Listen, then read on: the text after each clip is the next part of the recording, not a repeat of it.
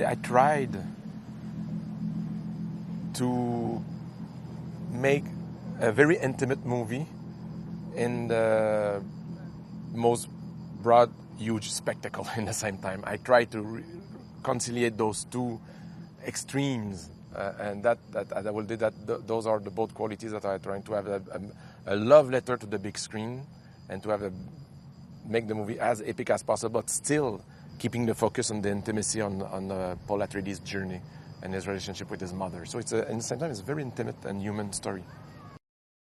For me, silence is a zone of comfort. It's almost, I would say, an instrument. When I direct, I need silence. I need the actor to be surrounded by silence. I will say, Dune, the soundtrack and the sound design is flirting with silence. Still, it's with Hans Zimmer. Yes, and Hans is like,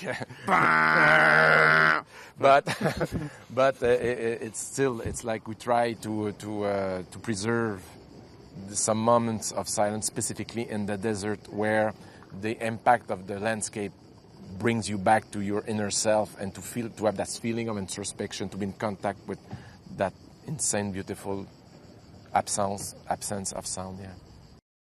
Well, I think at pre the scene that we see at the beginning of the film, the Gom Jabbar scene, I don't know how off your normal 15 or 16-year-old young man Paul Atreides would be.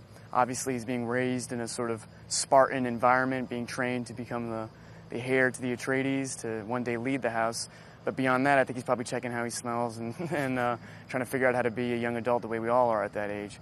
After that, this character sits somewhere in between a beautiful mix of contradiction and paradox, stepping into his own, but also sort of resisting it, feeling that the circumstance and what the circumstance will demand of him, and is sort of not understanding whether the visions he's having will come to fruition. If they are, what an awful reality that would be, to have a hand in so much of the, I don't want to give anything away, but so much of what will happen. Silence is something that if we don't struggle for globally as a community now, or generationally, in my generation, it's something that it's not obvious to chase. I think we're over inundated with imagery, noise, product, commercialism, consumerism. So silence is deeply sought after, but you need to be able to hear the echo of your own thoughts without losing your mind. And that takes a certain discipline too, and a certain practice.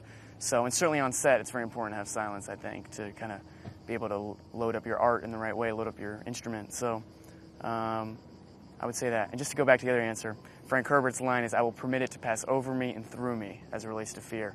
I think that's a great way to put it.